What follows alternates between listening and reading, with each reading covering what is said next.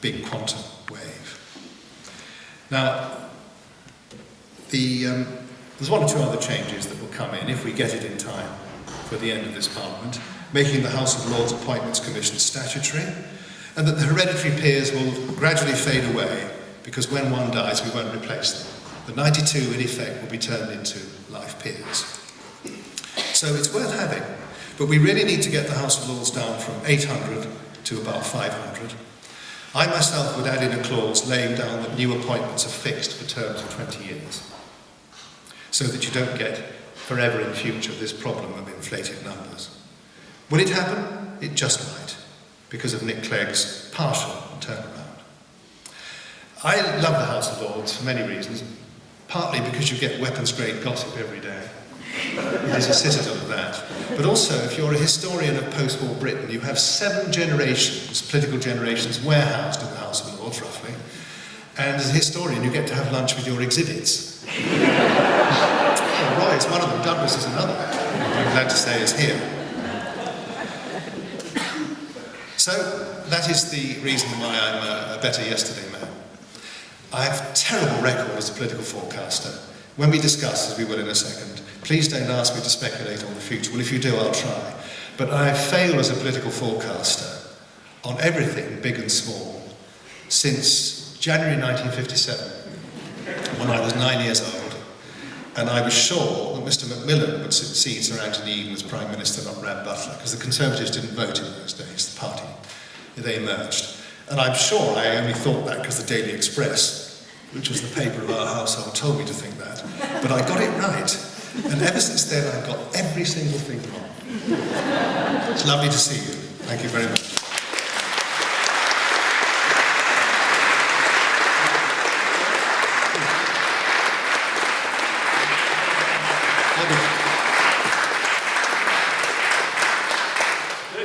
Peter's going to field his own questions, but I ought to tell you that somewhere there are roving microphones, so that the questioner can be heard as well as the answer. So if you'll indicate, someone will offer you a microphone through which you can broadcast to the world. Gentleman there.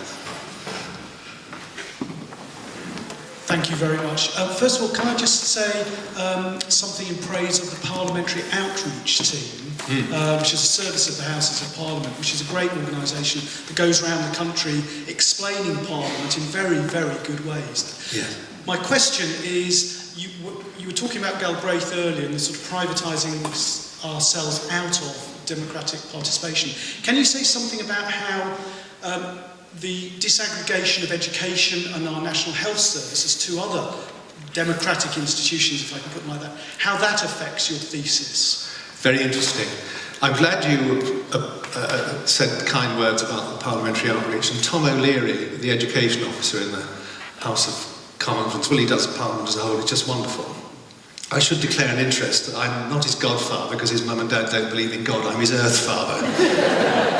Which has led on occasion to people thinking I'm his natural father, which I'm not. Just an aside, but Tom O'Leary, if you want to make contact with him, is the most wonderful man. It's very interesting, schooling and health, because they do go to the fundamentals for most families most of the time. And the Health and Social Care Bill, when it was going through, was fascinating because it aroused really very strong feelings. And I was wondering about this. It's a huge bill, I mean, enormous. And heaven knows what it's going to lead to. But it seemed to me that one of the deeper fascinations of watching that bill go through was it reflected in almost every other clause the 2 great political weather systems of my lifetime, the Attlean settlement, universal provision all in it together, and the market impulses of Mrs. T. And it was an attempt to reconcile the 2. And in some cases you can't do it. And my instincts, I mean, I'm like Roy, I'm a man of 45 really, pretty well. With a few caveats, but only a few. And I said this in the second reading debate, but that's why it vexed us so much. And also, the health service isn't like any other state activity. Education is very close to it, but it's unlike no other state activity because it is so fundamental to our well-being and our families' well-being over decades, and the way we imagine ourselves as a society. And I think it's because it's the nearest we've ever come, the NHS, to institutionalising altruism. So we care more about it as a state activity than probably anything else except education for our children. Now, what worries me about education a number of things. One is that Michael Young, the great Michael Young of Dartington, wrote The Rise of the Meritocracy in 1958, the most remarkable book. It's worth rereading it for all sorts of reasons. He wrote it as a warning and a satire that if you had the meritocracy prevailed, which of course it never has in this country, you would have a group of people who got there on their own efforts. There's a danger they'd had not the slightest trace of noblesse oblige, and you'd have an immense rift between them and the also-rans that would widen as technology drove further. And to some extent that's happened. Michael said to me, the last conversation I ever had with him, don't try satire in this country, people don't understand, because Tony Blair had just opened his 2005 election campaign in Sedgefield with saying, I'm a meritocrat, that's what we all are. And Michael wrote a piece in The Guardian, if I remember, saying, he's completely misunderstood why I coined the word meritocrat as a danger signal. And don't do satire because you're misunderstood. I've always worried about the degree to which we've infused our class and status obsessions into education. It's poisoned it. I mean, I believe in a republic of the intellect, that the Almighty didn't distribute our little grey cells according to the socio-economic status of the loins that bring us into this world, actually. That's like my fundamental belief. And if you let class and status get in the way, you're in deep trouble as a society. And we still do. The other is the degree to which it's politicised. In the Telegraph this morning, there's the latest fight about whether Churchill will be in the core curriculum for history or not. And it went to the Deputy Prime Minister and the Prime Minister that when the details of the historical section of the core curriculum for our state schools goes to the Prime Minister and the Deputy Prime Minister, what have we done to ourselves? How has the teaching profession allowed this to happen? The other thing that worries me is, we were talking about it over breakfast this morning, Douglas and I, since the 1988 Education Act, Ken Baker's one, more and more overlay of administration and reporting and audit has been put on the teaching profession. And my family and friends in it tell me about this.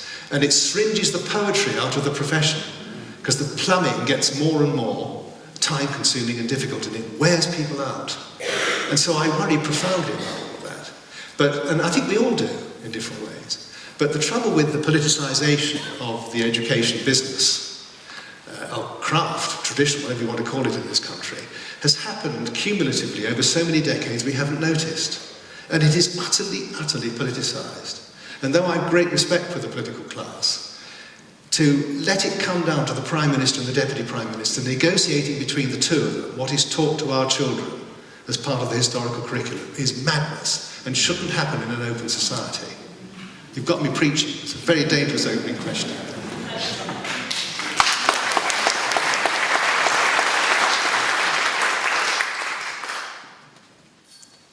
We never looked after our cars till we had the MOT, and we never looked after ourselves until we had the seatbelt, the drink-drive laws, and anti-smoking legislation. Do we need mandatory voting to look after our politicians? Very good question. I would say no, because the right to say sod the lot of you is a very precious one in an open society. And just imagine the prosecutions. The courts would be cluttered up by A.P. Herbert equivalents, you know, singing a song of liberty, going right back to whichever dissenter fitted the bill. And the courts are clogged up enough already, and there's no legal aid left. So no mandatory voting. But I know there's a serious intention behind your question, but I think it's a fundamental liberty is to say no, thank you very much. Because it's a great relief for me, because I voted for all three mainstream parties over the years. Never confessed that to Roy before. I voted for Ted Heath twice in 1974. And we can't vote in general elections now, we peers, but I nearly kept my 100% record of always voting for the losing side. But I voted for T. Blair through gritted dentures in 1997. But I do wish I'd kept up my proud record. Because you knew it was going to lose the general election. You saw which way I voted. It is a relief in a way. It's a terrible thing to say. It's a relief not to have to do it. But the first vote I cast after going to the House of Lords was on the AV referendum, do you remember? And I go for walks in the morning in Walthamstow. And I went into the polling booth, and just at 7 o'clock, it was sort of old pyjamas on, sweatshirt over the top, corduroy, flat hat, all this cold weather, you know. I said, am I the first, Brightly? And they're quite nice to pensioners in Waltham. I said, yes, you are. I said, that's nice. Can we have your cards? I go, what's that little P next to your name? Well, that means I can't vote in general elections, you see, because I'm a member of the House of Lords. And they looked at each other, I knew what they were thinking. It's 7:01, he's the first one, and we've already got the loony. So they had to look up and decode. You know? And they said, "You are a member of the House of Lords?" I said, "I know I am." Yes, they are. And I go home and tell my dear wife, because she gets up later from me, I take her up a cup of tea and tell her how funny it was, you know. She said, "You don't go out with your pyjama top show." I said, "I've been doing it for years." Well, my life changed that morning, I can tell you. Another question. Yes, please, over here. Yes, it seems to me that any state that wishes to describe itself as a democracy should have a provision within it for the people, the demos, to overrule the choices of the politicians, the political class. Yes. Now then, there is such a nation, it is Switzerland. It has the veto referendum, and my question is, would you be opposed to that, in the introduction of the veto referendum in this country, whereby, when the political class introduces a law or a treaty which is opposed by most people, the people themselves have a right to have a say on that, and don't have to, they have a right to petition for one, I should say, and if they can get sufficient petitioners to agree to it, as in Switzerland, they get their referendum. I would only confine referendums to serious constitutional questions, to be honest. I'll tell you why. You may think this is wrong and bogus history, but I have a suspicion that if we'd had referenda of that sort before the franchise was either A, extended to all adult males or to women, we'd never have had votes for women. And we would never have ended capital punishment, which I've always been keen on ending and keeping ended. So this may be a self-serving answer, but I do think it's best kept to big fundamental constitutional questions. And then only on serious ones. You might say that the Scottish question should be settled by all of us in the United Kingdom. My friend Tam Diel has always said that, and it's confined to Scotland, or people on the electoral roll in Scotland. Part of me is glad that it isn't, because I'm a natural union boy.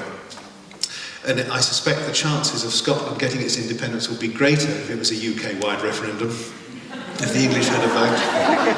I don't know. The polls suggest it would be. So I'm not at all consistent, as you've just heard in answering your question, but I would keep it to constitutional things.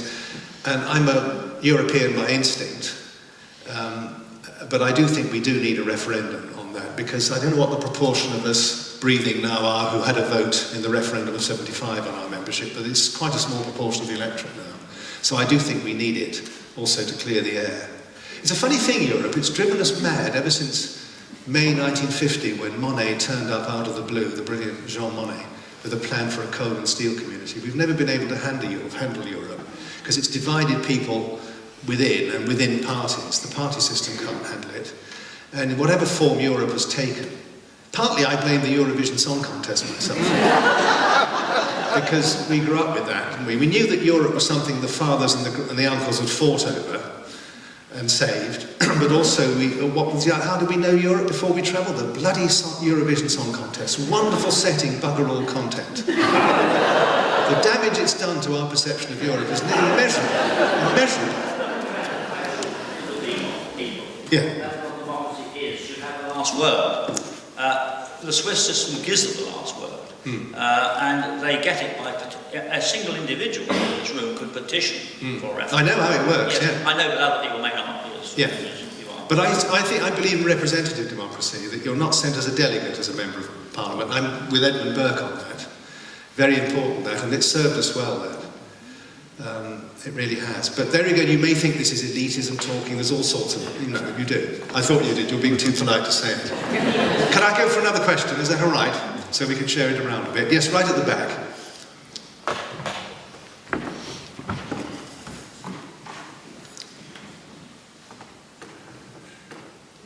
I have two questions. One is, could you tell us a story about the best exhibit that you've had lunch with? I would also like to hear what you have to say about the perception. You said just now, I'm a such and such a boy. Union boy. I'm in favour of the Union of the UK. Absolutely. And the idea was that this is how you said it. You said, I am A. Yeah. But the younger people today are not saying, I am A. being such and such. They do not, their self-definition does not include any kind of political positioning. Is that interesting? And are you that are you a teacher? No, I'm not. Well, I shouldn't ask, forgive me. I'm just a mother of boys of Yes. various ages. And an aunt of boys of various ages. I don't see that. And I wonder what is being done. Is that understood amongst the political classes, you know, in the Lords, but certainly among the Lords? And also, is that understood, is it addressed in any way? Well, it's very interesting. It is talked about quite often when statistics show how small the party memberships are now. Douglas will remember the exact figures, but the Conservative Party membership, I think, in the 1950s was just below 2 million. Labour was about 1.25 million. The Young Conservatives were over 1 million strong when my sister belonged to them in the late 50s in Gloucestershire. And so you get figures like that showing that intact membership is much shrunken. And it's often compared with pressure groups, Friends of the Earth, for example, or the National Trust, which is a sort of pressure group. And so we're still a participating nation, the argument runs, but not in a political way. But it's very interesting the way you put it about my use of that language, which wouldn't be replicated now. It's intriguing.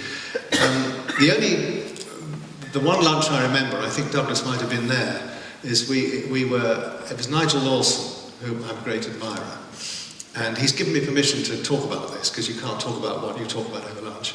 But there was a defence debate coming up, and I said, why didn't you speak in defence debates? Not just because you were a Chancellor of the Exchequer, but also because in national service you were a naval officer and you had your own command, didn't you? Which is quite rare for naval officers in national service. They were mainly code breakers and so on. And he said, yes, I did. I said, was it a minesweeper? He said, no, it was a motor torpedo boat. I said, was it really? He said, yes. And Nigel, quite rightly, was proud of this. So I said, what was it called? He said, you will not guess. I said, tell me. He said, it was called HMS Gay Charger. And he has now put it in his Who's Who entry, he tells me. So Nigel, as it were, in that sense, has come out. But the other conversations will have to be listed for a long time as private information, won't they, Douglas? Yes, please. Could we have your thoughts on PR and the financing of political parties? Well, I did vote yes in the AV referendum, and I've always favoured a proportional representation, not necessarily the purest form. Funding a political party is very, very difficult, really. Part of me is very reluctant for the state to get into the business of that. But you've got to face reality that if you want political parties that are well primed in opposition, particularly when the resources are so meagre compared to having the civil service with you when you're in government, you've got to recognise that the gap is very considerable. And when I first knew Rye, the Rowntree Trust were funding what they called chocolate soldiers, who were the first special advisor types in opposition. Quite often they would come through into government with their ministers. David Lipsey did with Tony Crosland, for example. So charity took up some of the slack 40 years ago, but I think it does need state funding now. And the dependence of the two major parties on one particular... anything that entrenches the capital-Labour divide, I'm not in favour of, to be honest. And the funding of the two major political parties does tend, to some degree, to buttress the capital-Labour divide.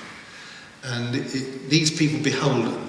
And also, it's led to a suspicion over the years that the honour system exists as a kind of bounty for donors, which, in some cases, it may well have done, but to the degree which people think it does, I think is exaggerated. So I've come round rather reluctantly to state funding. But you can never get all three parties lined up at the same time. For one reason or another, one has got an advantage in not actually taking part. Could you just expand on PR, because with this enchantment of the younger people? Yeah. Does that rather feeds into it, doesn't it? It does. Roy Jenkins used to talk about electoral deserts, had that wonderful phrase in his report for Tony Blair on PR. And you can live in large parts of the UK, well, you couldn't until recently, when you never had a change. It's become much more volatile recently. And that was a problem. And I don't think it was good either for the parties to have citadels. Deeply unhealthy and very counterproductive sometimes. So I limited PR, I think I go for. You're sort of being part of a better yesterday. Moderation in all things. Well, not quite. Nearly. Yes, please.